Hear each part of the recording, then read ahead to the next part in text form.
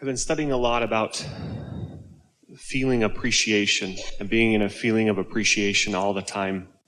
How do you get into a vibration of appreciation when there's contrast?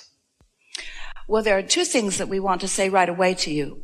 First and most important is don't ask for it all the time, because as in the previous conversation, when you know what you don't want, you know what you do want. And in our previous conversation, as contrast is helping that problem to grow, the solution is growing too. And so don't give up the benefit of your ability to focus things into better beingness. We talk about step 1 is ask, contrast helps you do that. Step 2 is answer, source answers. When you ask, it's given every single time, but it's in a vibrational form. Step 3 is get into that receptive mode.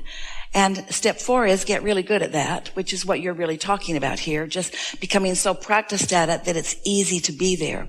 But step 5 is recognizing the value of being back in step 1, so that if you are having another contrasting moment, you're not beating up on yourself about it because you know it's part of the process.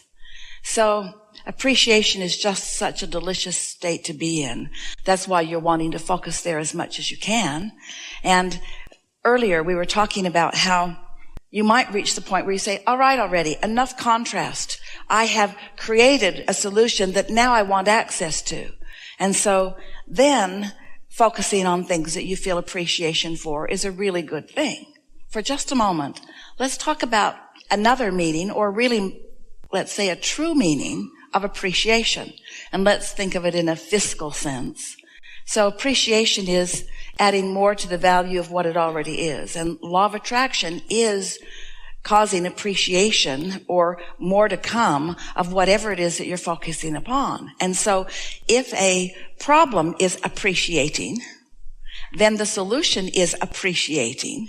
And then it's just a matter of which end of the stick I'm giving my attention to.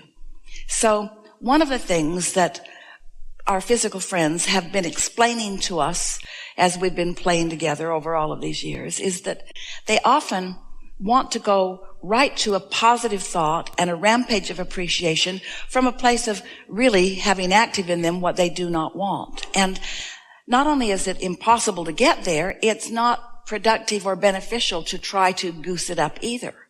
And so what we would do is when we find ourselves feeling appreciation, we would focus there longer just for the experience of savoring it more and for the advantage of more momentum happening regarding that. And if we are in a moment feeling negative emotion, we would not amplify it by beating up on ourselves, nor would we work too hard on trying to switch it to a positive thought, because often what happens then is you just give lip service to what you want while you keep compounding what you don't want. And so really what we're saying to you is don't work too hard at this, and you are a natural appreciator. And when you're feeling good, that's when you want to talk more and more about it. And when you're not feeling good, that's when you want to talk and think less and less and less about it. Make sense? Yeah. Can you explain or help me, when you're in a feeling of appreciation, what does that feel like? What does it feel like, or what is it? What does it feel like? What is it and what does it feel like? Well, what it is resonance with your inner being. What it is you finding a vibration that is in harmony with what your inner being is thinking and feeling. When you feel those really good feeling emotions, that's you receiving from your source what your source is projecting to you at that moment. When you feel love, that's you resonating with the love that source feels. It's a resonance with the depth and wholeness of who you really are. And it can become more if when you feel it or when you catch a glimpse of it, you deliberately focus there. And that's when you think about why you appreciate it and what other things like it you appreciate. Law of attraction will carry your thoughts into more and more and more. What we're really talking about in everything that we've spoken about here today and beyond, but especially here today, is that you get to choose which direction you point your thoughts. And the more you deliberately are choosing, then the more control you have over this momentum, how big it gets, how long it lasts, how sustaining it is, how practiced you are in it, and therefore how likely you are to return to it again often, how fast you are to recognize it, how aware you are of your own guidance system. So it really is, all of this really is more about what you have done with your thoughts before a manifestation occurs than really what you're doing after it occurs. Because once a manifestation occurs, the proof is already pretty much in the pudding, isn't it? Once a manifestation has occurred, it's got its vibrational footprint already there. And your observation of it is just going to be a continuation of whatever it was. Where if it is your intention to wake up in the morning when your mind is more still already, because momentum has subsided pretty much while you were asleep, and then you deliberately quiet your mind, which stops all resistance, which allows your cork to float up there into that vibration of who you really are, then you can begin to feel early on in your day the resonance of your source. And that resonance of your source before there's much momentum just feels like satisfaction. It feels like well-being. It might even feel like peacefulness and contentment and that sort of thing. But if you do not introduce resistant thought to it, if you're able to stay in that vibrational atmosphere while the momentum builds, then that feeling of well-being can grow to true passion about something, true exhilaration about life, a feeling of invigoration in your body, a feeling of steadiness and certainty and balance, and the feeling of, you said, what does appreciation feel like? Appreciation is a higher momentum of alignment with source.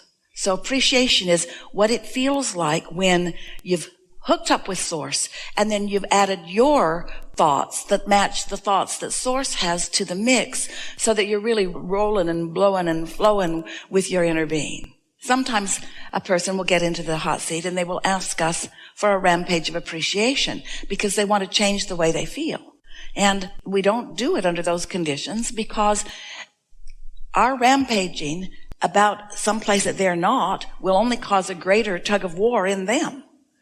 If you're not in the vicinity of alignment, then you don't want to really focus on it because whatever you focus on, more is going to be added to it. Yes? You had mentioned satisfaction. What's the difference between satisfaction and appreciation? Well, satisfaction is resonance with source. And technically, there's no great difference, but the way we were demonstrating it just then, and what is often the case, is satisfaction is resonance with source, where appreciation is that specific resonance focused towards something specific that you care about in your life. Satisfaction is more general. Appreciation is more specific. Therefore, satisfaction has less momentum, while appreciation has more momentum. So, if you've got a choice, and you always do, of whether to be in resonance with source or in resonance with something else, choose source if you can. And if you've got a choice, once you're in that resonance between feeling satisfied and passion, well, you know when you want to feel passion and when you want to feel satisfaction. In other words, if you were passionate in every moment, you would like it if you had that kind of control. But isn't there something comfortable about that range? We just don't think it's a good idea to move too often into that negative emotion, although there's benefit even in that. Just don't stay there. So you get to choose all of that. One of the things that we haven't said here today that really applies to what you're asking is that when you are in vibrational alignment with who you really are, and you have allowed your cork to float, the demonstration that we've offered through the years is imagine the water and imagine a cork bobbing on the surface. Hold the cork under the water. That's what negative emotion is. Let it go, like in meditation, and it will bob back to its natural place. So when you are aware that you are in that position of allowing your vibration to be in that high vibrational place. And the words that we've been offering here today are, you are in the allowing mode, or you are in the receiving mode. You are in the receptive mode, where your inner being is offering thoughts to you about your path of least resistance. And because you're in the receptive mode, you can receive them. And if you follow the impulse, then you get to witness it playing out. And then you really understand all the help you have from this broader guidance. So that's not just guidance, and it's not just receiving. It's also replenishing. Technically, you could, as you were talking, you could get into that appreciation mode and maintain it for a long period of time where the momentum really gets moving, and you'd know it because you'll be surrounded by other people that are feeling like you are. Life is unfolding for you in a really comfortable way. Surprising and delightful things are coming across your path many times in a day. There are big time rendezvous that are happening. Things that you've been looking for a while show up in your experience. Being in that place of strong, steady appreciation is really wonderful if you are balanced at that. But if you're still in the place where you're flip-flopping a little bit, we wouldn't rampage too much until you know you're steady. And you can feel the reason why, can't you? Yeah. Did we get there for you? Something else? Really good. Really good.